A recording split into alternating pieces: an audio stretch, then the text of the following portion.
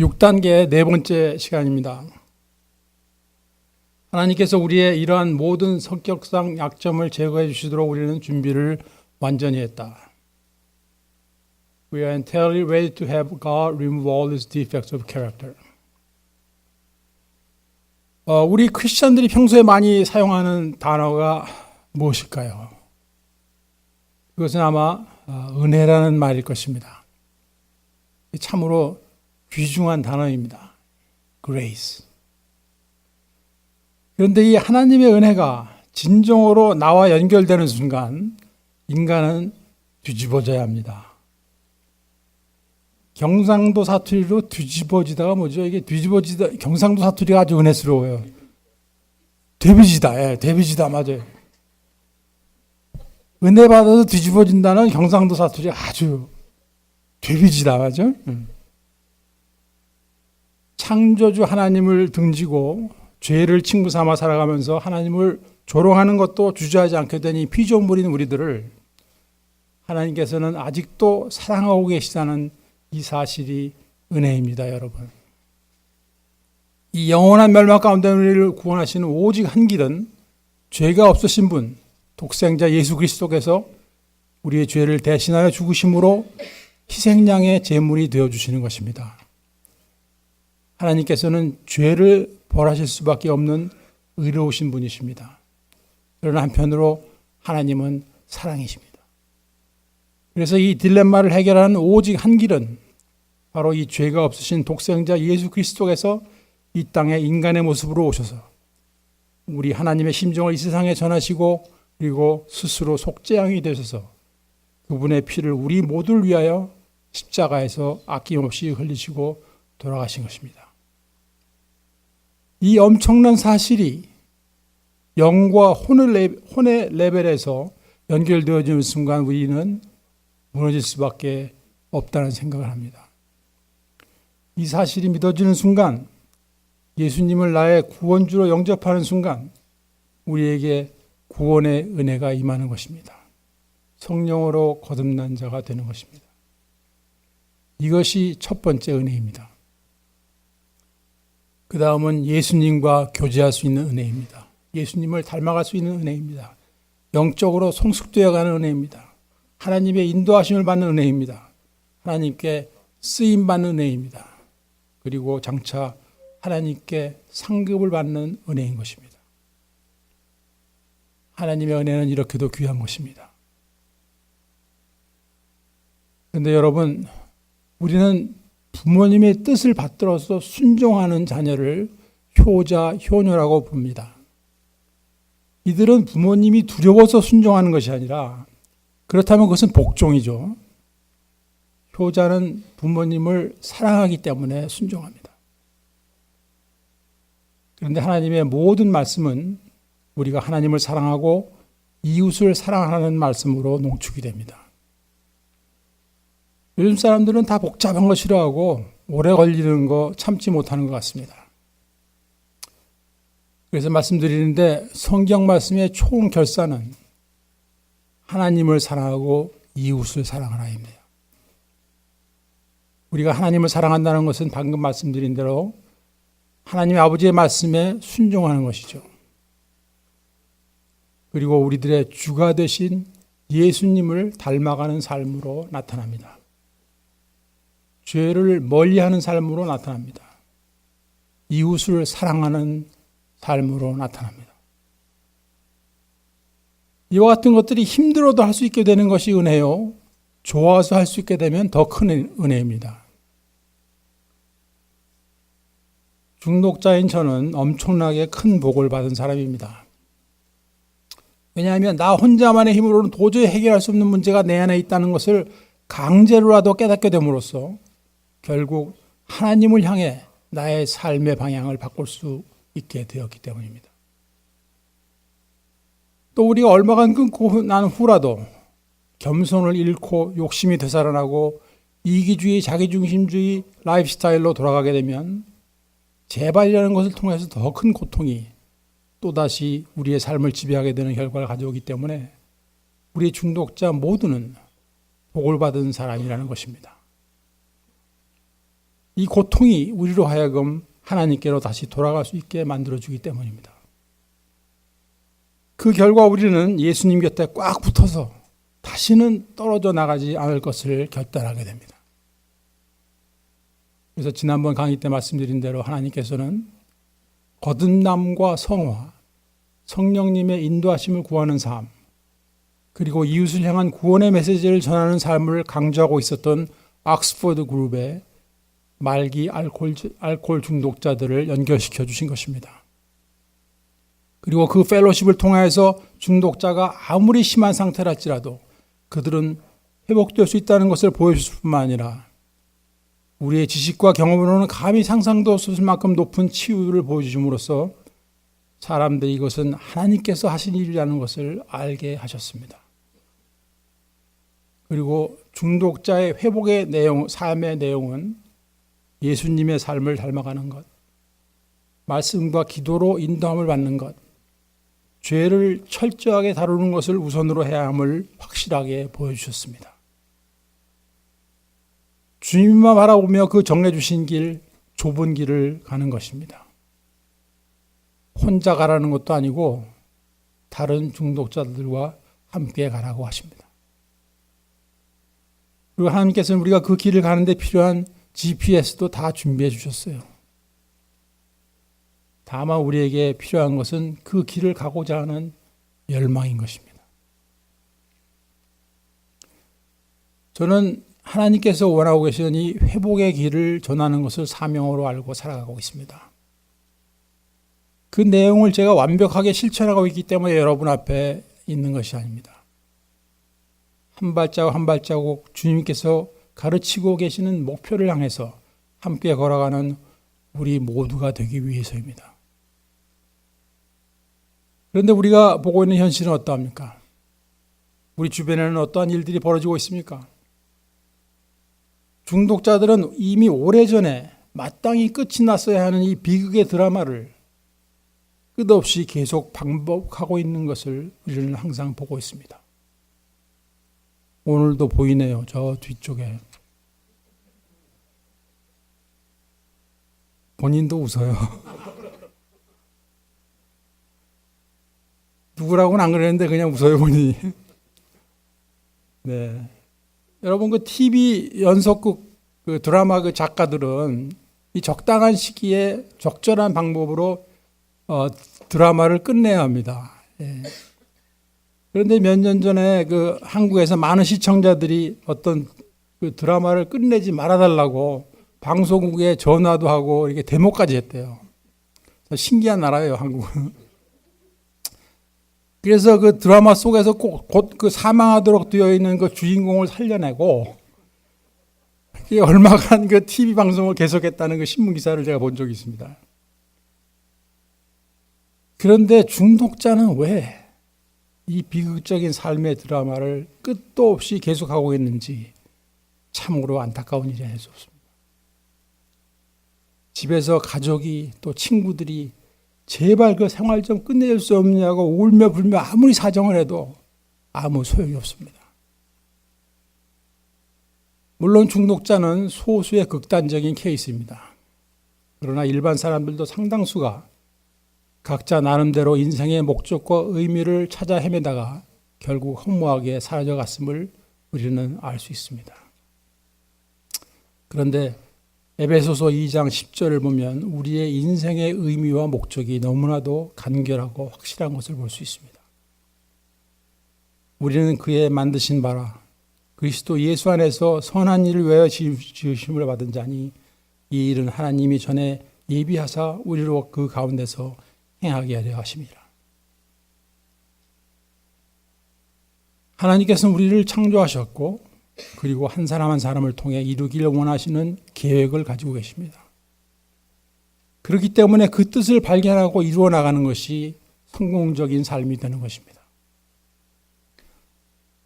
이 많은 사람들이 하나님의 뜻을 이루는 것을 신학교를 가서 주의 종이 되는 것으로 생각하는데 특별히 중독자들 가운데 참 많아요. 더 많아요, 훨씬. 저의 생각으로는 주의 종은 calling, 즉 개인적인 부르심이 있어야 한다고 믿고 있습니다. 저도 한참 고민하던 때가 있었어요. 근데 저에게는 콜링이 없었어요. 그래서 안 갔습니다.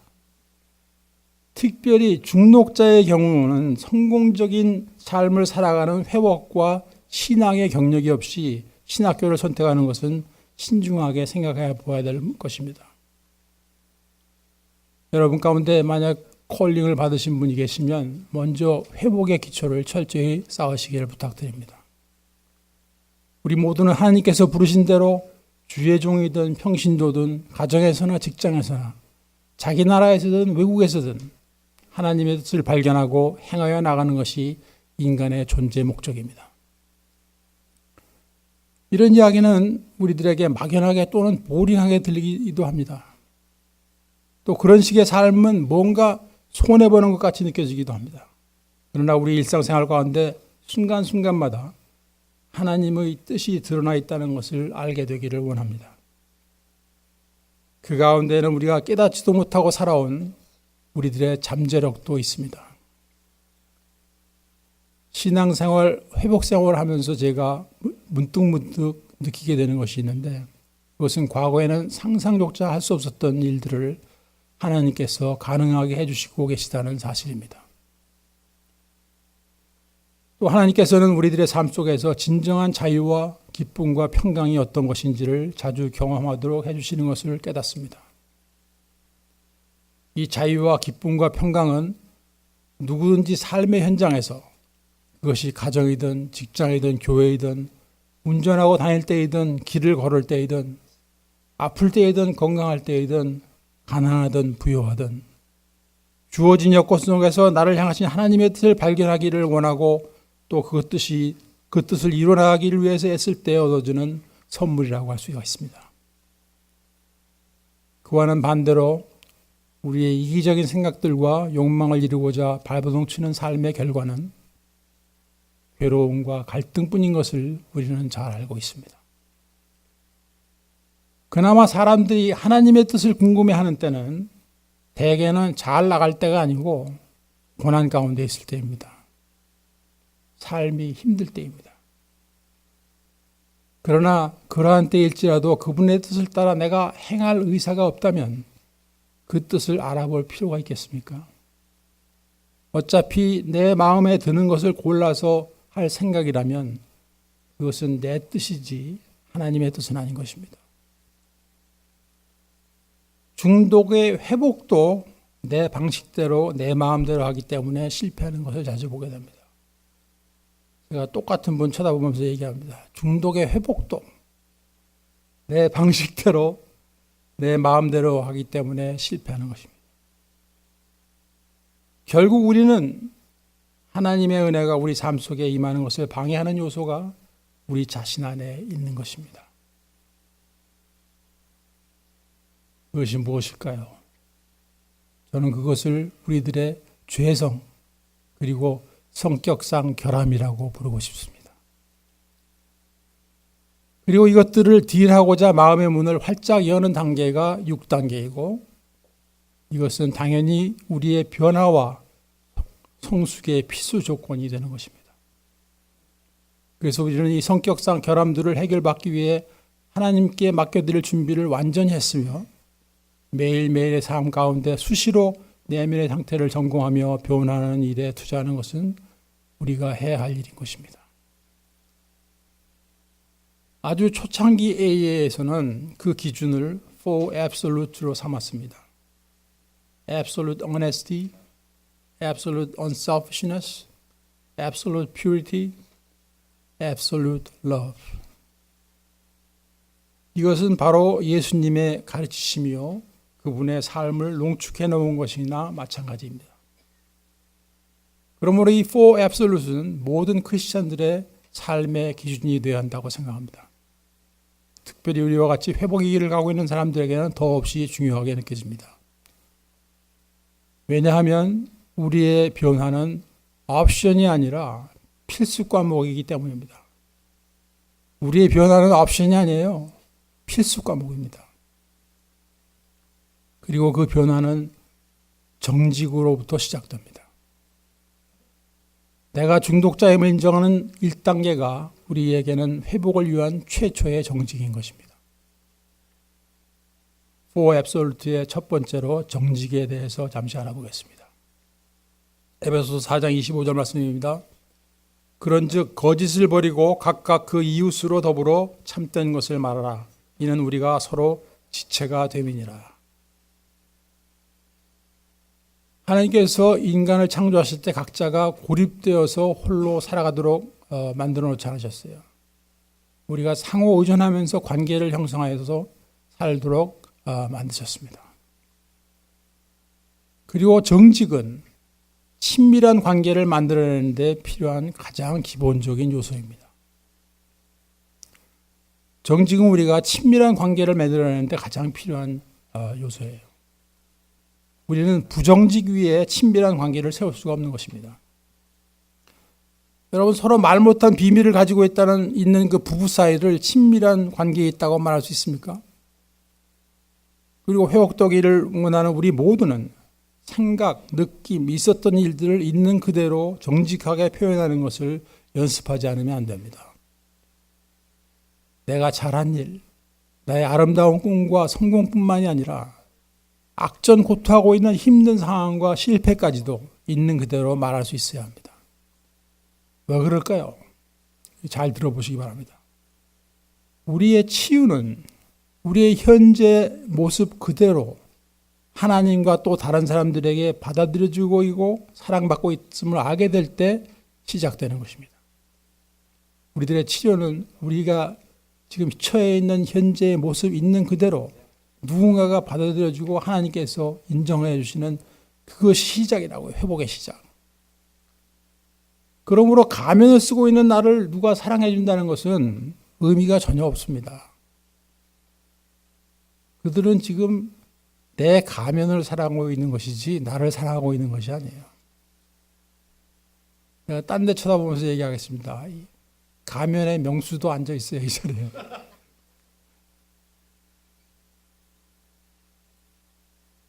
우리는 사람들 앞에서 정직하여질 때 그분을 만날 수가 있고 그리고 교제가 가능하게 됩니다. 그리고 하나님께서는 그 만남의 준비가 항상 되어 있으신 분입니다. 다른 사람들과의 관계도 우리가 피차 정직하여질 때 진실한 관계가 시작될 수가 있습니다. 우리 말기 중독자 시절의 관계란 대부분이 가짜와 거짓 위에 세워진 관계들 뿐이었습니다. 그러므로 진실한 관계의 시작은 우리 각자의 책임인 것입니다. 물론 정직함으로 인해서 발생하는 리스크가 전혀 없는 것이 아닙니다.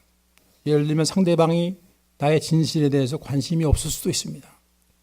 또는 우리를 오히려 부담스러워하면서 정죄하면서 또 거절할 수도 있어요. 나쁜 소문을 퍼뜨릴 수도 있습니다. 우리가 이용당할 수도 있습니다.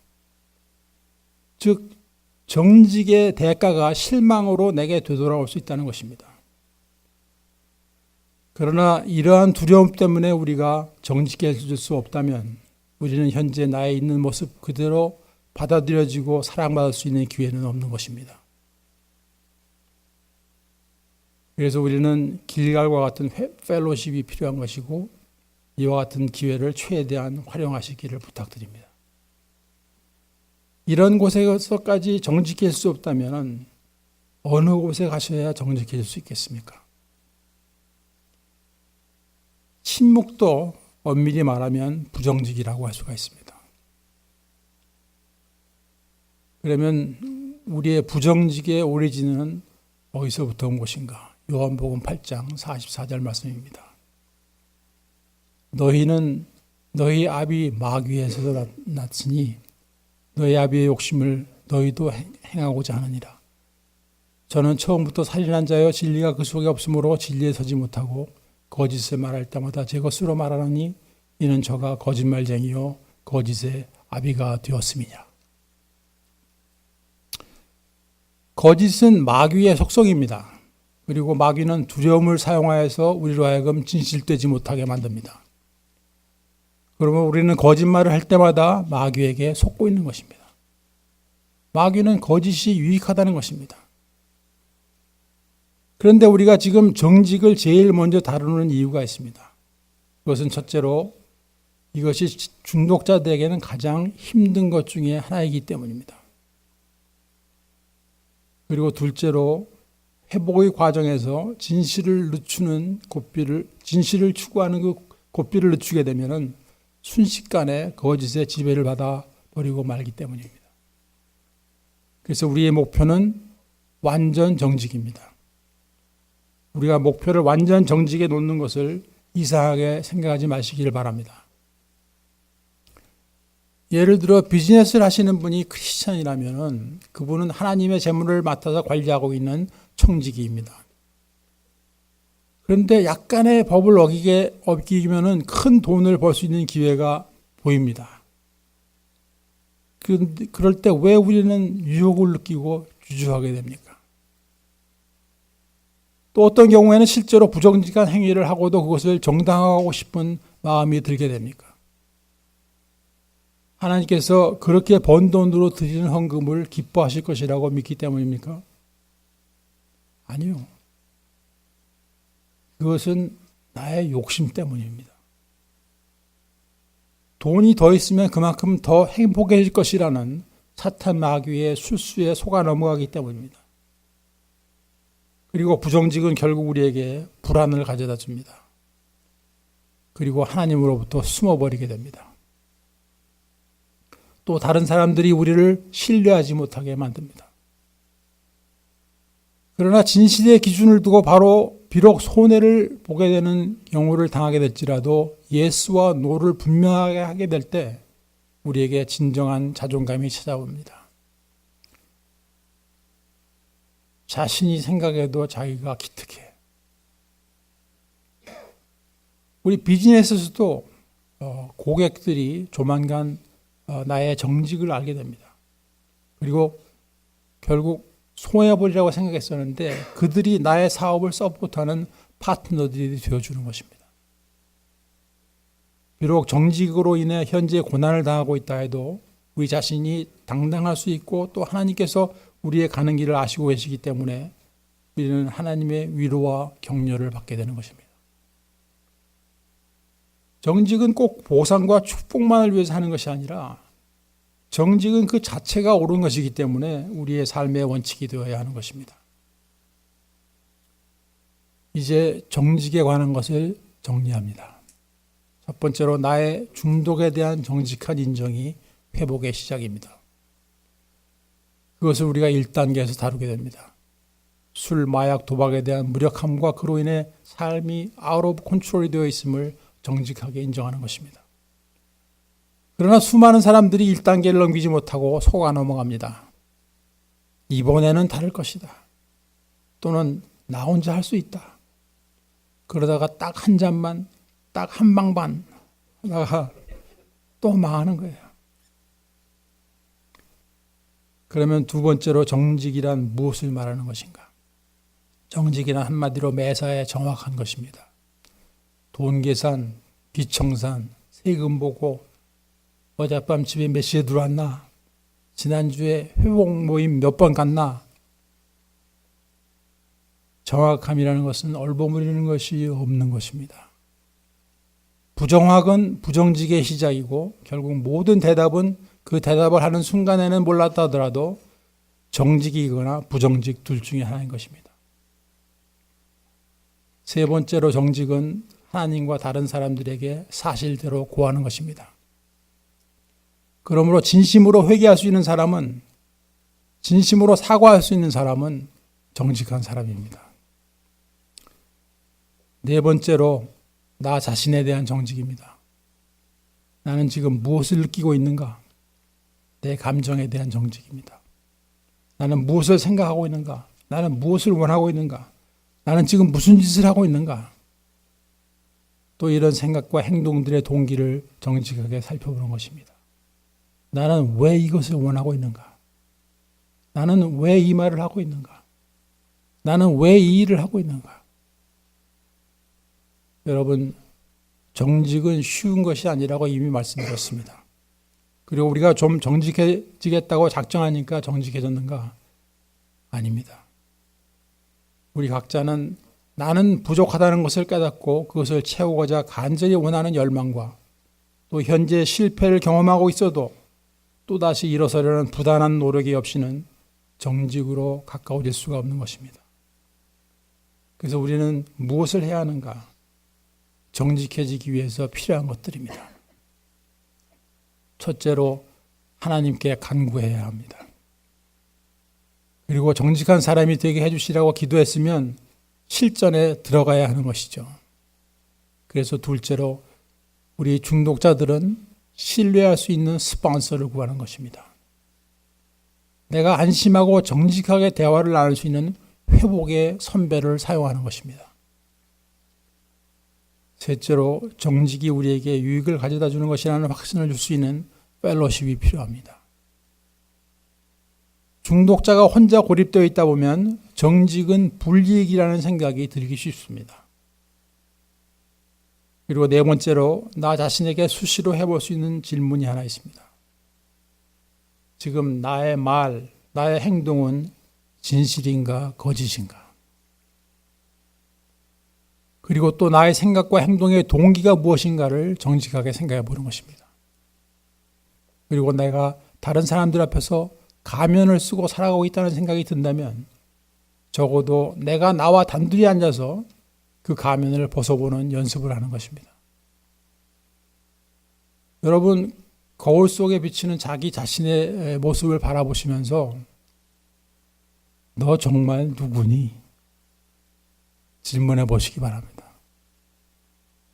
여러분, 거울에 비치는 자신의 모습을 보시면서 너 정말 누구니? 우리 모두가 회복의 여정 가운데 이 질문에 대한 해답을 얻을 수 있기를 소원합니다. 예수님께서 가장 싫어하셨던 것 중에 하나가 위선입니다. 위선이란 겉과 속이 다른 것이라고 말할 수 있습니다. 사람은 상대방의 겉모습밖에는 볼 수가 없지만 하나님께서는 우리의 속사람까지 보고 계십니다. 이 사실을 깨닫고 있지 못하는 상태 또는 망각하고 있는 상태가 위선을 만들어낸다고 할 수 있습니다. 다음은 정결, 퓨리티입니다. 정결이란 이해하기 힘든 내용이 아닙니다. 요한복음 8장에는 간음하다가 현장에서 잡혀온 한 여인의 이야기가 나옵니다. 법대로 처리하겠다는 군중들의 손에는 돌이 들려 있었습니다. 그들에게 하신 주님의 말씀은 너희 중에 죄 없는 자가 먼저 돌로 치라였습니다. 그런데 아무도 그렇게 할 수가 없었습니다. 왜 할 수 없습니까?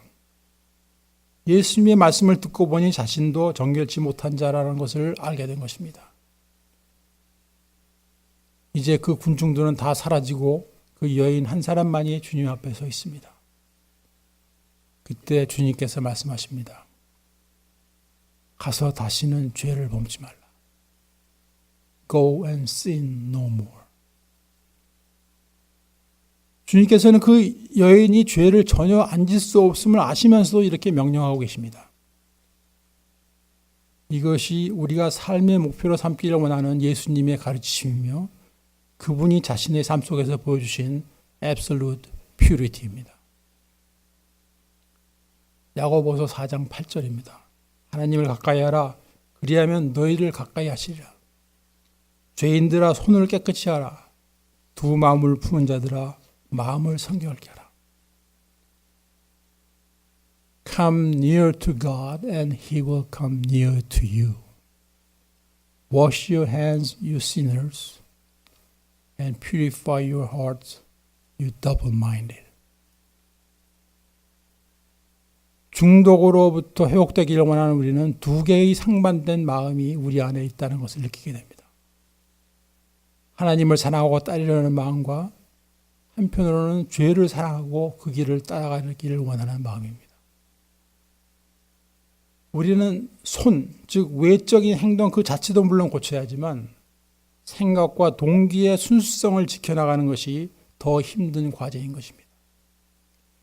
정결이란 옳은 일을 생각하고 옳은 일을 행하는 것입니다. 그러므로 나의 생각과 언어와 행동과 이것들의 동기가 정결한가를 알아보는 질문을 우리 스스로에게 수시로 할 수 있어야 합니다.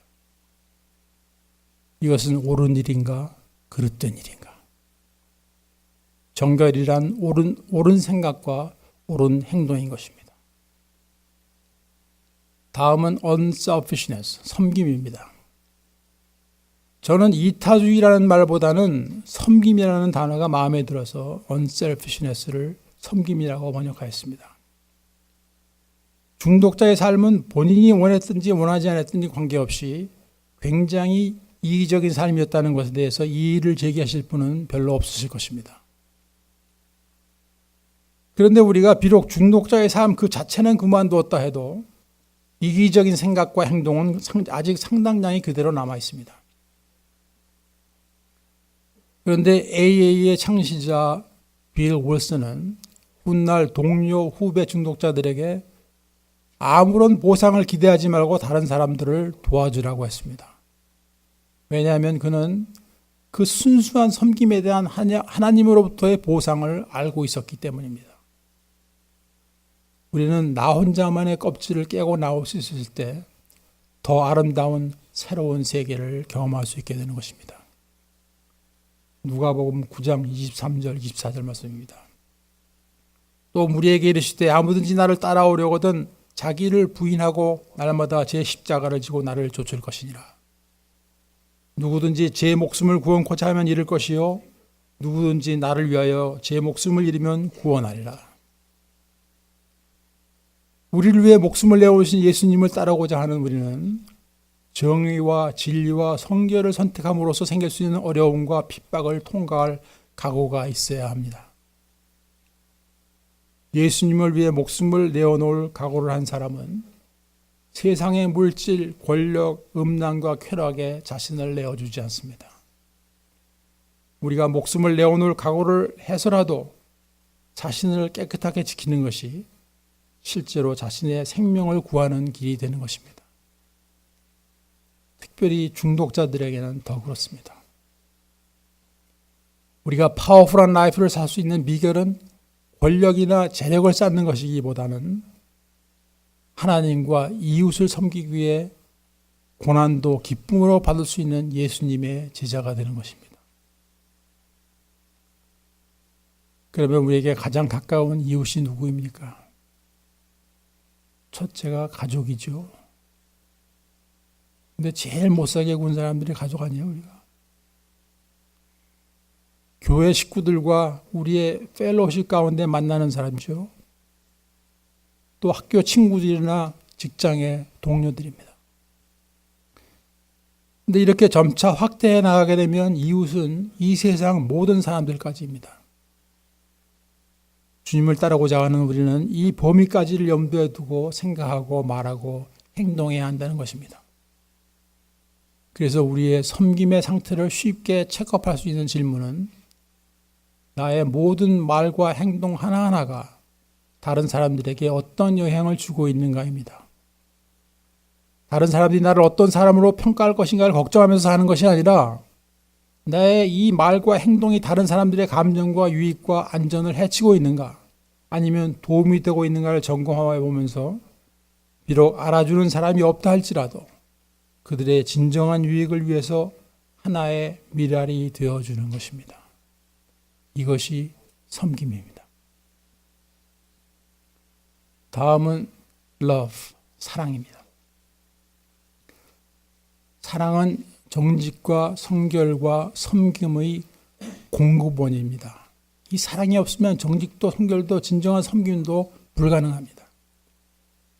그리고 우리가 사랑할 수 있고 사랑받을 수 있다는 것은 참으로 아름다운 것입니다. 회복의 프로그램에 처음 왔을 때 우리 중 많은 사람들이 두려움과 정신적, 육체적 고통 가운데 놓여 있었습니다. 저 또한 아무도 나 같은 사람을 사랑할 수 없을 것이라는 생각과 또 알 수 없는 원한들 속에 사로잡혀 있었던 것을 기억합니다. 그러나 그때 처음 만난 회복의 선배로부터 관심과 사랑을 받아본 경험이 있습니다. 여러분, 이와 같은 조건 없는 사랑이 종종 다른 사람들의 생명을 구하고 있다는 것을 기억해 주시기 바랍니다. 오늘도 사랑이 없어서 죽어가는 사람들이 있는 것입니다. 중독자 자신들도 자신만을 위해 살려고 몸부림치면 칠수록 점점 더 영적인 거지와 장님이 되고 마는 것입니다. 물론 재발도 일어나게 됩니다. 제가 이런 생각을 하면 교만이라는 것을 알고 있으면서도 어떤 사람은 차라리 재발하는 것이 오히려 낫겠다 하는 생각이 들 때가 있습니다. 그 사람을 이렇게 쳐다보면서. 왜냐하면 재발을 하게 되면 영적으로, 정신적으로, 육체적으로 왕창 얻어맞고 난 후 새 사람으로 다시 태어날 가능성이 있기 때문입니다. 이 자리에도 그런 경험을 하신 분들이 앉아 계십니다. 저를 포함해서. 그렇지만 우리는 그 엄청난 고통을 거치지 않고도 하나님의 일하시는 방법과 영적인 원칙들을 하루속히 깨닫고 그 베네핏을 누리며 살 수 있는 지혜로운 사람이 되어야 되겠습니다. 사랑이란 나 자신을 내어주는 것입니다. 사랑하는 사람이 지혜로운 사람입니다. 요한복음 15장 12절 말씀입니다. 내 계명은 곧 내가 너희를 사랑한 것 같이 너희도 서로 사랑하라 하는 이것이니라. 이 말씀을 너무 거창하게 생각하지 마시고 나의 주변에 있는 사람들로부터 조금씩이라도 사랑하는 훈련을 해볼 수 있다고 생각합니다. 우리와 가장 가까워야 할 사람들은 가족이죠. 그들이 나의 사랑을 느낄 수 있도록 표현하는 연습이 필요합니다. 그리고 그에 따른 행동이 필요합니다. 직장이나 사업체에서 같이 일하는 분들과도 마찬가지입니다. 여러분, 식당에 가서 그 웨이트레스 서비스가 좀 시원찮아도 팁 좀 너그럽게 드려보십시다. 그렇게 할 때 오히려 우리들의 마음이 푸근해지는 것을 느낄 수가 있습니다. 가정에서, 직장에서, 교회에서, 길갈에서 우리의 대화와 행동 가운데 사랑이 있는가를 점검해 보기를 원합니다. 사랑은 아름다운 것이고 우리가 사랑할 때 상대방은 아름답게 보이게 됩니다. 그리고 사랑하는 사람에게는 아름다움이 드러나게 됩니다. 그러므로 사랑이 있나 없나 그 점검해 보는 질문은 나는 지금 아름다운가 추악한가입니다. 사랑은 아름다운 것입니다. 아무리 명품으로 치장하고 분장을 해도 사랑이 없으면 추악합니다. 나의 말과 행동은 사랑이 동기가 된 것인가 아니면 나의 이익을 위한 것인가. 이제 말씀을 정리합니다. 화면에 보시는 대로 four absolutes는 모두가 서로가 연결되어 있습니다. four absolutes는 한 가지를 거절하면서 다른 것을 택할 수가 없습니다. 왜냐하면 이것은 예수님의 성품이요 가르침이요 우리의 삶 속에서 이루어져 나가야 할 삶의 패키지이기 때문입니다. 우리들의 기쁨과 행복은 그 과정 속에서 경험되어질 것입니다. 6단계는 우리가 우리의 성격상 결함과 죄성이 하나님의 선한 것으로 바뀌어지는 것을 진실로 원하고 있는가를 묻고 있는 것입니다. 우리들의 성격상 결함들은 지금까지 우리들의 평안과 행복을 해치고 있습니다. 우리들의 인간관계를 어렵게 만들고 있습니다. 영적 성장의 장애물이 되고 있습니다. 재발의 원인이 되고 있습니다. 그리고 우리들의 삶 속에서 하나님의 계획이 이루어져 나가는 것을 막고 있습니다. 그런데 저는 이 성격상 결함들이 우리들에게 유익이 되고 있는 부분은 아직 발견하지를 못했습니다. 그러므로 6단계의 결론은 우리들의 결함을 인정하고 변화될 각오를 하는 것입니다. 사랑하는 여러분, 단계에 관해서 읽고 듣고 쓰고 또 실천하시는 가운데 그 베네핏들을 경험하시는 여러분 모두가 되시기를 간절히 부탁드립니다. 감사합니다.